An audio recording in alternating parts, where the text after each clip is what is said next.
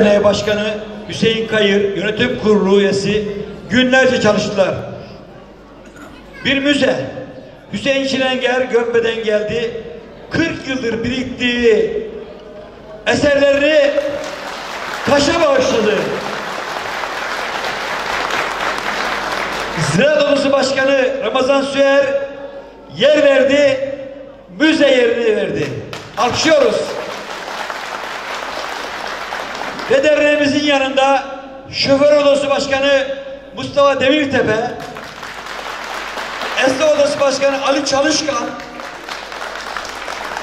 ses yazımızı hazırlayan Soner Kocaer ve hiçbir bedel almadan buraya gelen bütün sanatçılarımızı hepsini alkışlıyoruz. Allah'ın ilk emri peygamberimize oku.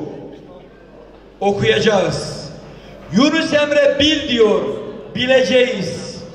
İstiklal Marşı'nın ilk kelimesi korkma, korkmayacağız.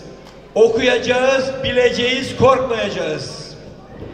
Koca Yunus daha neler söylemiş. Bütün bunları adı Oğuz'dan gelen Ozan Arif Sümbül'den dinliyoruz. Alkışlarınızla.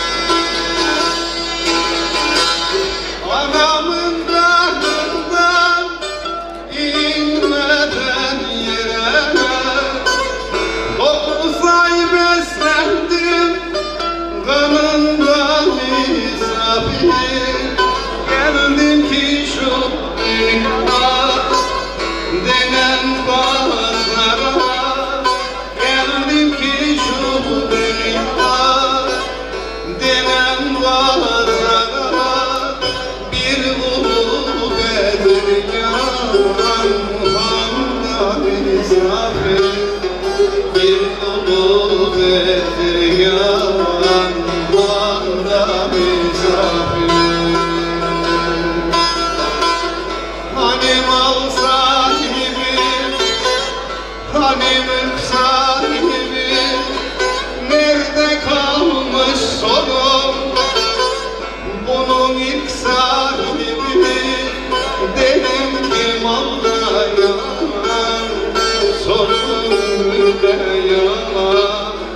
İnanmazsan dostum, biraz da sen koyalım.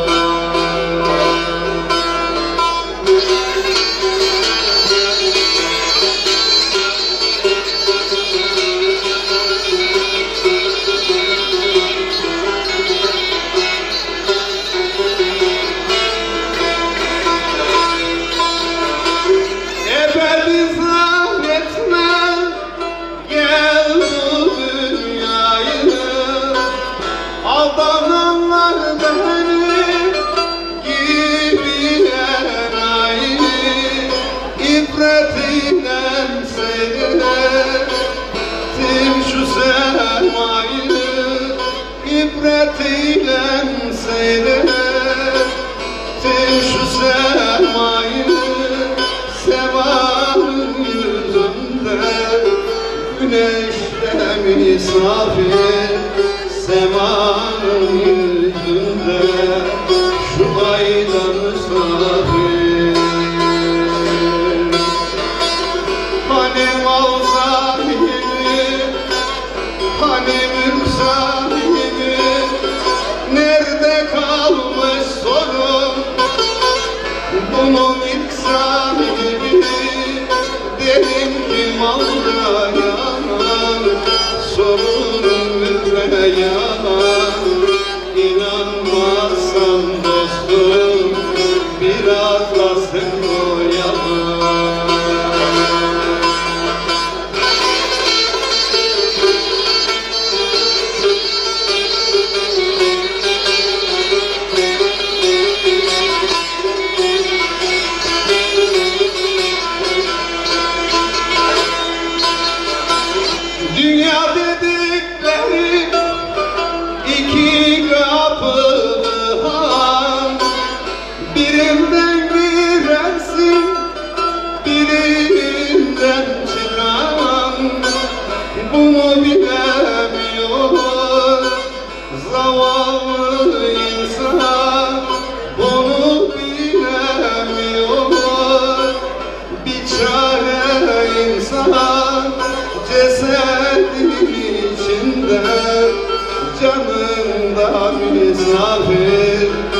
Gezerim içinde bu camda misafir. Hani mal sahibi, hani mülk sahibi, toprak olmuş bakın bunun ilk sahibi. Dedim ki malda yalan, sorun mülkte yalan. İnanmazsın dostum, biraz da sen koyalım.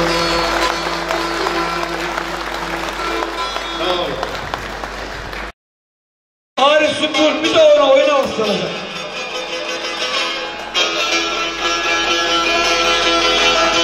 Bizim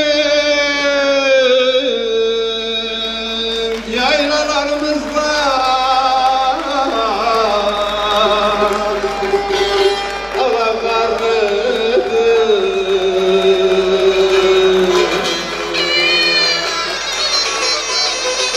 acem şu alemde bizler kadar sevdalı var mıdır?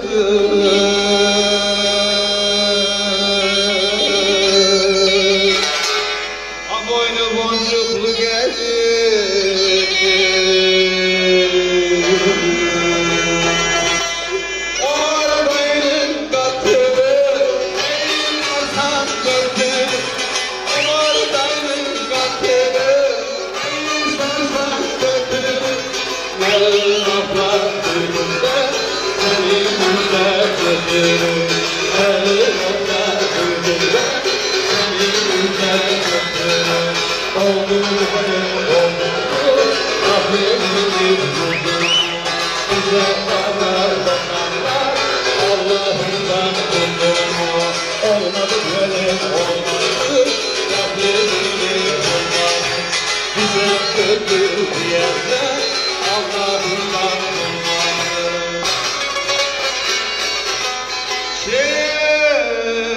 Kimre mayaları da buradan göçelim.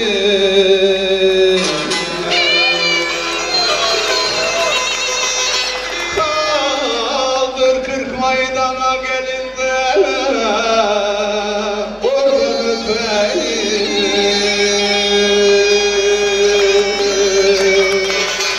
Vay gelin.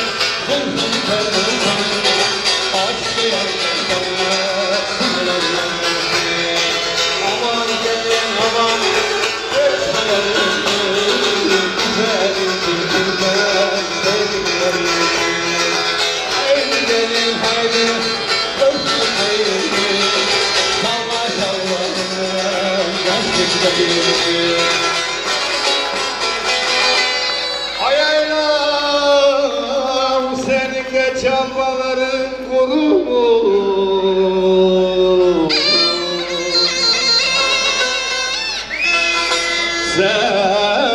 Sevipten ayrılmalar çok zormuş. Ayağım zormuş.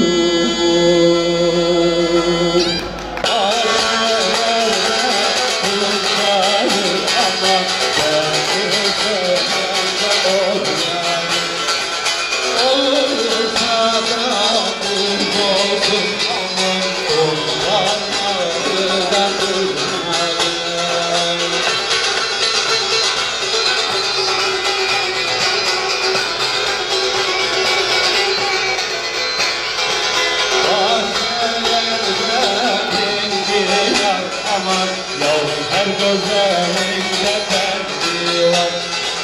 Seversen her yay koy ama beyazlarında arzu var.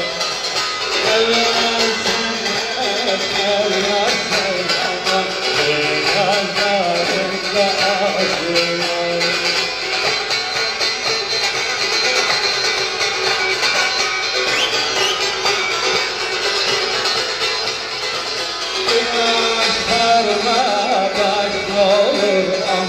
Köylü kızları saçlı olur. Kıraçlarla saçlı olur aman. Köylü kızları saçlı olur. İki gönül bir olsa aman. Dağlar başlarda yol olur. İki gönül bir olsa aman. Dağlar başlarda yol.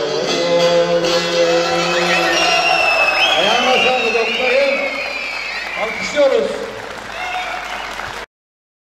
Suyla Beşkaza Fethiye Seydi Kemer Kaş'ın yanında.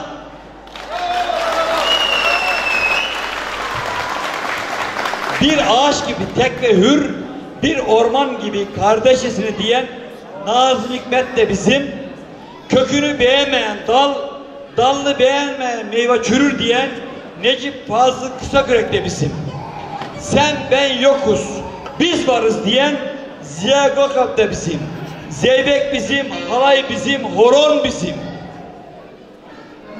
Türkiye Cumhuriyeti'ni kuran Gazi Mustafa Kemal Atatürk, Yörüklerin savaşta gösterdiği kahramanlıkları, kendi kendine yetebilmeleri, özgürlük sevdalarını, bağımsızlık sevdalarını görünce diyor ki, Toroslara gidiniz.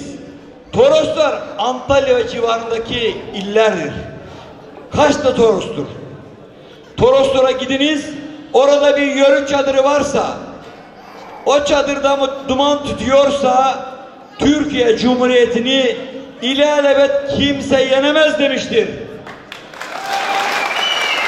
Allah'a şükür ki o çadır da var, o duman da tutuyor, Atatürk'ün güvendiği yörükler de var.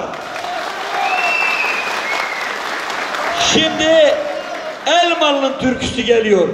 Hasan Bülbül kendi yazdı, kendi söyleyecek. Evet, Elmalı'nın söyledi diyor şimdi. Alkışlıyoruz koca usta, Cura'nın ustası Hasan Bülbül'ü.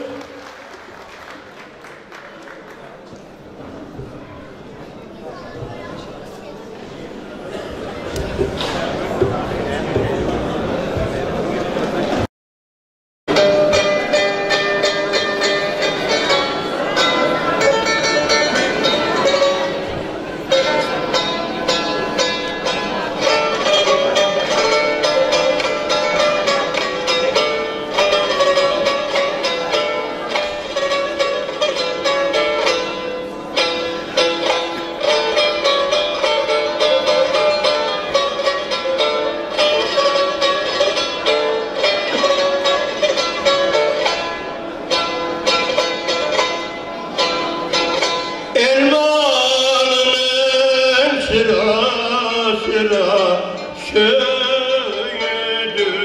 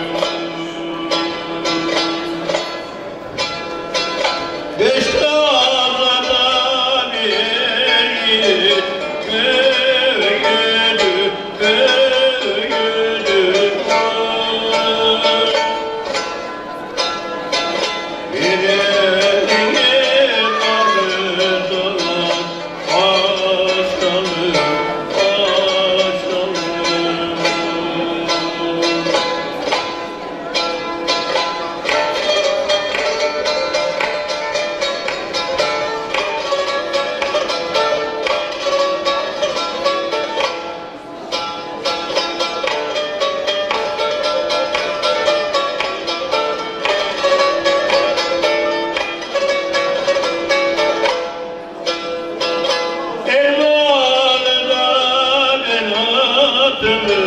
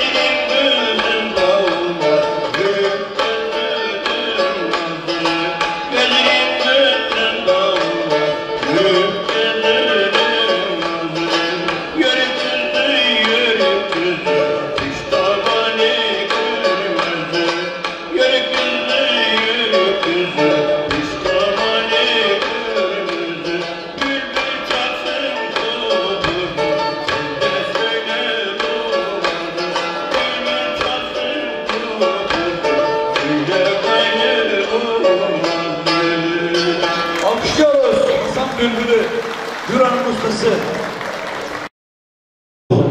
Seydi Kemer'in, Elmalı'nın, Antalya'nın dernek başkanları yanımızdaydı. Ben de Fethiye'nin dernek başkanıyım aynı zamanda. Şimdi de burada olan dernek başkanlarını burada davet ediyorum. Ve Kaş Yörük Türkmen Derneği yönetim kurulu üyelerini buraya davet ediyorum. Evet. Burada bulunan dernek... Osmanlı İmparatorluğu içinde çok çeşitli topluluklar var. Kendilerini Osmanlı İmparatorluğu'ndan milli birlik ve beraberliklerini sağlayarak kopardılar ve ayırdılar. Ve gücümüzü kaybettiğimiz zaman bizi hor ve hakir görmeye başladılar. Anladık ki bir kabahatimiz var. İşte bu kabahat kendimizi, özümüzü, benliğimizi unutmuş olmaktır. Dünyanın bize saygı göstermesini istiyorsak önce kendimize ve kültürümüze, değerlerimize saygı göstermeliyiz. Ve onları hissi, fikri ve fiili olarak yaşatıp uygulamalıyız.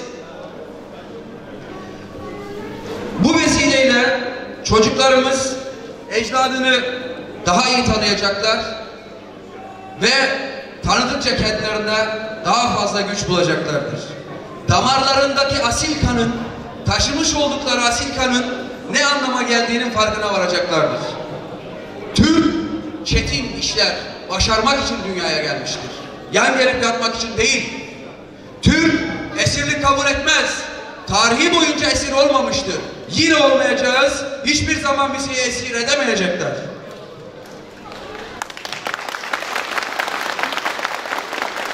Bugün hain ve kalleş, dost yüzlü terörist gruplar eylemleriyle bizleri sindirmeye çalışıyorlar. İşte bu etkinlik, bu yaren bizim terörist saldırılara karşı sinmediğimiz, dimdik olduğumuz Toroslardaki Kaş Yörük Türkmen Derneği'nin tüm gençlerimizin hep beraber, birlik beraberlik içerisinde burada olduğunu göstermek istedik. Hepinize teşekkür ederiz. Akdeniz'i kendine Marmara gibi bir iç deniz haline getiren ecdat, ayrıldığı topraklarda 60'tan fazla ülke ve özerk devlet kurulmuştur. 3 kıtada hüküm sürmüş olan ecdadın idare kabiliyeti binlerce yıllık devletçilik geleneğinden gelmektedir. Dünya üzerinde 20 milyon kilometre kareden fazla toprakta hüküm sürmüş olan bu ecdadın toprakları gitmiş oldukları yerlere at sırtında, deve sırtında yürüyerek gitmişlerdir. İşte o topraklara giden Türklere yürüyen Türkler, Yörükler demişlerdir. Yörük, Orta Asya'da yörek, yani cesur ve kahraman anlamına gelen yürekli insan demektir. Dünyanın %40'ına hükmeden bir imparatorluğa sahip olmasını sağlayan akıncı, yürüyen Türkler Kurtuluş Savaşı'nda da hep en ön safta bulunmuşlardır. Bugün yine en ön safta bulunmaya hazırdırlar. Beyazıt Han Fermanı ile tahsis edilmiş olan yayla ve obalarımız Akdağ, Susuz, Kızılcadağ, Dodurga, Çavuldur, Bayındır, Kınık, Bayat, Barak, Sıçak, Kalkanlı ve Gömbe bugün yine akıncı, yiğit, yörük Türk efeleriyle doludur. Bunlar hiç şüpheniz olmasın. Kaş ilçemizin ismini veren tek ebeyimiz Şeyh Halil bundan 500 yıl önce bu bölgenin adını Kaş koydu. Ve merkezi bugün mahallemiz olan Kasaba köyüdür. Bizler kabile devleti değiliz. Bizler 30 Ağustos, 18 Mart, 15 Temmuz değil, yıl 365 gün hiç değil. 8000 yıldır tarihi yazan, tarihte bizi yazar, Türk tarih yazmak için dünyaya gelmiş asil ırktır. Bunu unutmayalım. Dün Irak'ta Kut kasabasında kuşatıp 23.000 ölü, 13.309 esir veren İngiliz, dünyada Amerika'yı ilk ve tek olarak vergiye bağlamış olan Osmanlı İmparatorluğu'nun torunları olduğumuzu unutmayalım, unutturmayalım arkadaşlar. Sözlerimi bitirmeden önce söylemek isterim ki ben bu hayatta 2 öksüzü, 2 yetim kişiyi kendime örnek aldım. Aklı tutsak, aklı mahkum eden değil, aklı özgür kılan, bilgiler veren birisi, ülkemi, Türk milletini düşmandan kurtaran Gazi Mustafa, diğeri 2 cihan güneşi, Allah'ın kulu ve elçisi, alemlere rahmet Muhammed Mustafa. Hepiniz hoş geldiniz. Hakkınızı ederim. Allah razı olsun. Teşekkür ederim.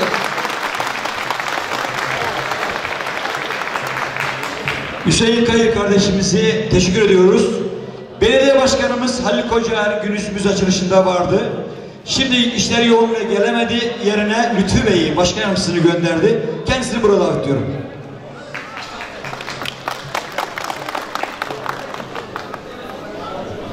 Sayın Kaymakamım, oda başkanlarım, kıymetli misafirler, Kaş Yörük Türkmen Derneği Başkanı Yönetim Kurulu, değerli misafirler, hepiniz bu birlikteliğe hoş geldiniz, sefalar getirdiniz. Türk milleti asil bir millet, kendi kültürüyle bugünlere kadar gelebilmiş bir millettir ki tarihte Selçuklu ile önemli kültür değerlerini yaşatan Türk milleti Osmanlı gibi bir büyük imparatorluğun temellerini atmış, imparatorluktan sonra da günümüze kadar asil bir millet olarak varlığını devam ettirmiştir. Tarihe baktığınız zaman Türklerden de olsa, hangi millet olursa olsun kültürünün yanında dinini de kaybettiği zaman tarih sahnesinden silinmiştir. Türklerde de bu böyledir. Ne zaman ki kültürünün yanında dininden ayrıldı, o zaman tarih sahnesinde Türk olmaktan eriyip gitmiştir. Türklerin garip bir özelliği, kültürünün yanında dinine sahip çıktığı müddetçe işte bizler hep birlikte kendi imanımızı, kuvvetimizi, birlikteliğimizi, aslımızı, neslimizi bugünlere kadar Türklüğümüzde, kültürümüzde, dinimizde, imanımızla bugünlere kadar getirdik. Rabbim bugünlerde ve bugünden sonra da birlikteliğimizi, beraberliğimizi daim eylesin. Hepinize teşekkür ediyorum ve şunu da söylemeden geçmek istemiyorum. Burada küçük yavrularımız var. Kim bu garip elbiseli abilerimiz, amcalarımız, dedelerimiz diye bakmasınlar. Çünkü özümüzün görüntüsü bunlar. Hepinize hayırlı akşamlar. Evet, bir akademimizi takdim ediyoruz. Başkan yardımcımızı Lütfü Bey. İlçemizin kıymetli kaymakamı Bilgehan Bayar'ı dağıtıyorum. Alkışlarınızla.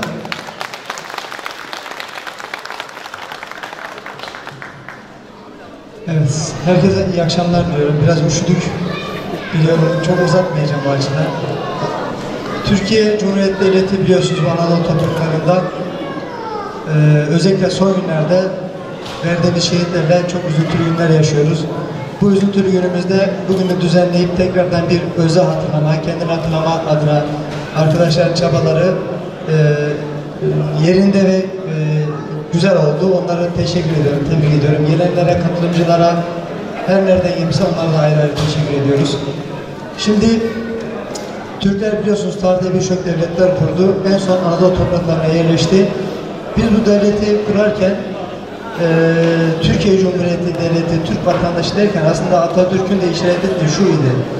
Biz Çanakkale'de şehit verirken sadece bu topraklarda Türk ırkından olmayan, ya olan değil, onun dışında da o Çanakkale topraklarında şehitler verdik. Türk derken aslında Atatürk şunu ifade ediyordu. Kendine Türk diyen herkesi Türk olarak kabul ediyor idi. Bizler tabii Türklüğümüzde gurur duyuyoruz. Ancak şunun altını çizerek bu konuşmamı sonlandıracağım. Türklüğümüzde gurur duyacağız ama katiyen ırkçılık yapmayacağız. Bu açıdan ben Türk olsun, Kürt olsun, Laz olsun, Çerkez olsun, ben Avşar olsun, fark etmez. Bunlar hepsi Türk soyları.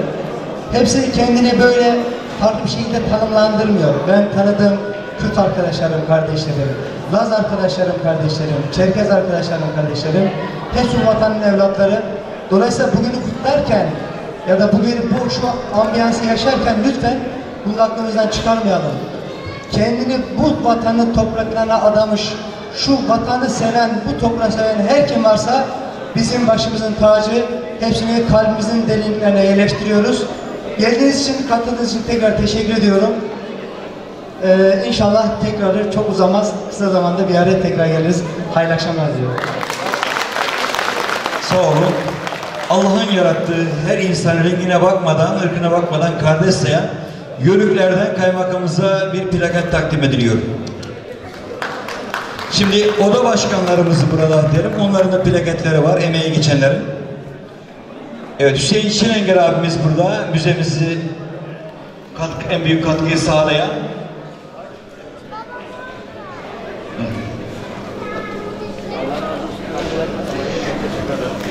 ...40 yıllık emeğini bağışladı, el öpülmesi gerekir.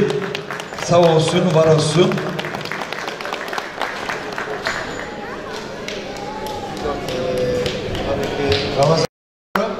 Eğer evlerinizde ananızdan, babanızdan, atalarınızdan eski eşyalar kalmış ise, kullanmıyor nasıl olsa, lütfen müzemize getirin. Kimden geldiyse onun ismini yazıyoruz. O insan da sonsuza kadar ölümsüzleştirip yaşatmak istiyoruz. Ve son bir sözüm, tüm hanımefendiler, beyler, aile reisleri, gençler, yaşamak istiyorsan yaşanacak bir eser bırak. Hepinize saygılar sunuyorum. Teşekkür ediyorum. Sağ olun, var olun. Şimdi oda başkanlarımızı davet edelim buraya. Ziraat Odası, Esnaf Odası, Şöhret Cemiyeti ve ilçe başkanlarımızı hemen plaketleri takdim edilsin.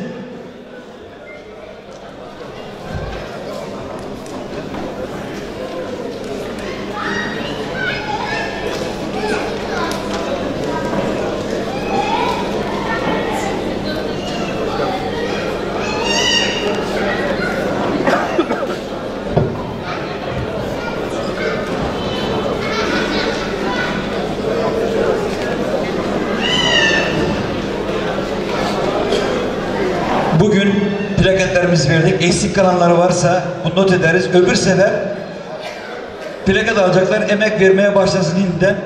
Çok sağ olun, var olun. Alkışlarla uğurluyoruz.